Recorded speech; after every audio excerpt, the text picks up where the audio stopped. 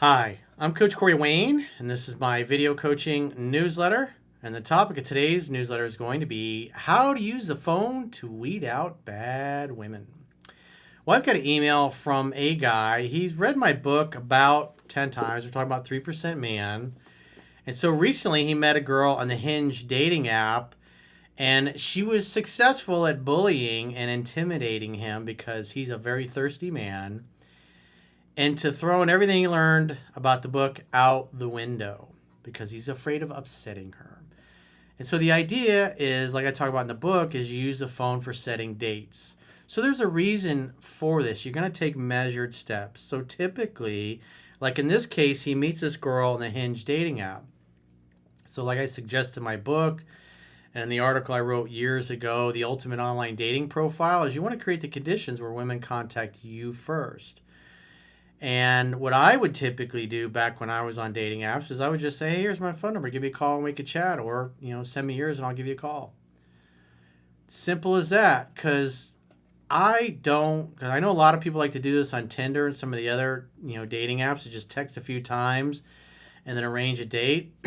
I'm going to want to talk to the girl before I meet her because I want to know that the conversation is going to go well. Because if you can't have a good conversation on the phone, if you're not like, wow, I really like talking to her, then there's no reason to meet in person and go out on a date. And so if you're looking at just sheer numbers of how many dates you go out with, if you're just arranging dates through texting and never talking to the girl, you're going to have a bunch of dates you're going to go on and you're like, this woman is about as much fun as watching paint dry. And then you're sitting there going, all right, I'm just going to have one drink, maybe two. I don't want her to think I really don't like her. I don't want to embarrass her. I don't want to create an awkward situation or whatever. But it's best to talk on the phone first. And this guy doesn't do that, and then she gets upset at him. So the idea is that you talk on the phone. If things go well, then you arrange a date. And then after that, you're going to contact her about once a week, every 3 to 5 days, every 3 to 7 days, whatever it happens to be, to arrange one date a week. And the reason why you do this is as her interest goes up, she's going to start initiating contact, calling you or texting you, FaceTiming you, whatever, depending on her level of interest. And as the weeks go by and her interest goes up, she's going to start reaching out more. Now, women that are structured or that have a bad attitude or they're just lunatics are going to get pissed off. Oh, you don't text me, you don't call me, you don't do this, you don't do that. We want easygoing, easy to get along with. We don't want a girl that's a difficult pain in the ass that wants us to jump through a bunch of ridiculous hoops because she's got daddy issues, which is what it looks like here. This particular girl has daddy issues, but because this guy's so thirsty, now he's jumping through his butt and violating the principles, and now he's just like, well, I don't know what to do. The book's only going to help you if you actually apply it. If you're just going to ignore what's in there, you might as well give the book to somebody else who's got the balls to apply it. That's just the way it is. So let's go through his email. He says, hey, Coach, first of all, I would like to thank you for all the amazing content and knowledge you've given me through your book and content since I started following you a couple of years back. I've read your book at least 10 times, and I'm halfway through the book again for my 11th read. Well, quite frankly, you should have gotten through the 10 to 15 times before this, but here we are. I've been single for the last 9 months, and I'm having fun with it, but when I meet a girl that checks off some big boxes for me, I get a bit in my head, and I'm trying to avoid that from happening moving forward. Yeah, you get in your head because you don't have enough successful repetitions of doing things the right way. And this just goes back to not taking the time to really learn the material and apply it on your dates. He says, here's my question. I matched with a girl on Hinge, and we hit it off great. She seems like a very sweet, laid-back girl with good family values. Notice he's projecting his fantasy here. He's been on one date with this girl. And laid-back girl, after reading this email and her attitude, it's like she doesn't sound laid-back at all. She sounds like a difficult pain in the ass. We have a lot in common, and she really checks off a lot of my boxes. I know that you teach us set a date and get off the phone, but that didn't work too well for this girl, so I had to improvise. Yeah.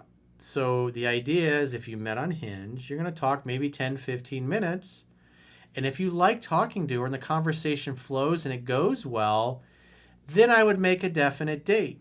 That's it. If you start violating the principles and becoming her therapist, or because typically what happens is women that are really insecure and needy are going to demand that you call and you text a lot. And then when you do that, then they get turned off after a few weeks. And plus you're trying to weed out the girls. They're going to get upset and butthurt because you want easygoing, easy to get along with. When you call a girl, you want her to be like, oh, I'm so glad you called. It's nice to hear your voice again. I missed you. I've been thinking about you. Or, I had such a good first date. I thought maybe you didn't like me or something. I'm so glad you called. That's what you want to hear. You don't hear like, you didn't text me all week. I gave her my number on Hinge, and she texted me the next morning. We chatted for a bit, and I set a date for the upcoming Friday. Again, you're not actually following the book, dude. You right here admitted that you're texting her, and then you set a date through text. It's like you don't have any rapport with the girl. That's why you talk on the phone. You want to make sure the conversation goes well, and you like talking to her, and she's not a nut, but you didn't follow instructions because you're cherry picking. And you didn't want to upset her, and you're just afraid that if you don't get her in person on Friday, she'll never go out with you. So I can tell your mindset is way off from where it needs to be. You have the mindset of, I hope she likes me, instead of having the attitude just like women typically have, which is, I'll see if I like him. Is he good for me? We'll see what happens. But no, he's all about, how can I get this girl to like me? How can I get her to pay attention and want to go out with me? How do I get her to keep a date? So instead, he's jumping through his butt, performing like a clapping seal, and doing the opposite of what the book teaches. So he says, she continues to text me for the next several days, which I reciprocated conversation as she initiated. One day out of the blue, she did not text me, which then turned into 2 days. You don't follow instructions in the book, dude. What do you expect? I texted her and said, I hope her week is going smooth. And she responded with a very short response, which was unlike her. You know, like you never even met this girl. And you act like you've known each other forever. I asked if she was okay and that she seemed a bit quiet. She then texted me back and said, I don't think I'm ready to date yet. I hope you find what you're looking for. Phone works both ways.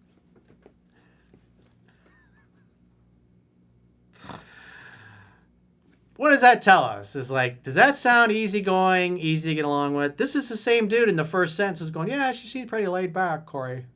I think she's great. I can work with this. Yeah, she really sounds laid back.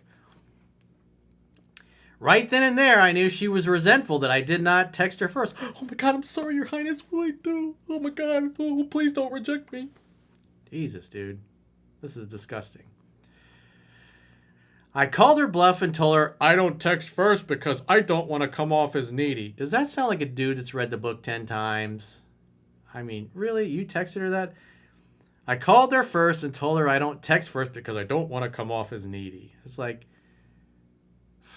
bro, it's like, do you even think before you send stuff like that? Come on. The phone is for setting dates. Now you're begging for her attention. Please don't be mad. I just didn't want to seem needy. I hope you like me. He says, I don't want to come off as needy, that she seems cool, and I want to get to know her in person. She seems cool. You're texting her. You haven't even talked on the phone, dude.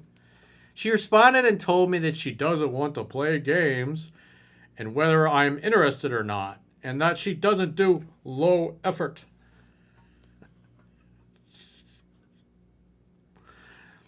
She explained that low effort is a trigger for her and that she needs effort and communication.